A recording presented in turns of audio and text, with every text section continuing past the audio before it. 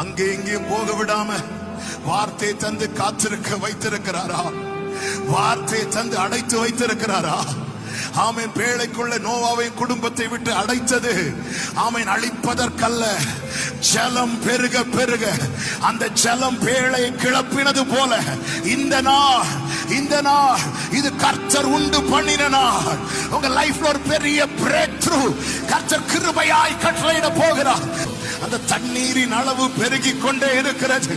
நமக்கு ஒண்ணுமே தெரியாது. நம்மை நடத்துகிறவர் நமக்கு முன்பாக இருக்கிறார். நம்மை நடத்துகிறவர் ஆலயத்தில் இருந்து ஆமென் அந்த நதி புறப்படுகிறது. அந்த நதி புறப்படுகிறது. அது கணுக்கால் அளவாய், முழங்கால் அளவாய், இடுப்பளவாய், நீச்சாளமாய் இதோ பெருகி கொண்டிருக்கிறது, பெருகி கொண்டிருக்கிறது, பெருகி கொண்டிருக்கிறது. இந்த விசுவாசம் மீண்டும் பற்றி எறிகிறது. ஆமென். எல்லா பயத்தின் ஆவி வெளியேறுகிறது. ஆமென். சந்தேகங்கள் வெளியேறுகிறது, அவிசுவாசங்கள் வெளியேறுகிறது. எந்த இடத்துல நிற்க முடியலையோ அந்த இடத்துல கர்த்தர் உங்களை நிற்க வைக்க போகிறார், நிற்க வைக்க போகிறார். அநேகருடைய மங்கி எறிந்த ஆமென் தீபங்களை கர்த்தர் மீண்டும் பிரகாசிப்பிக்கிறார்.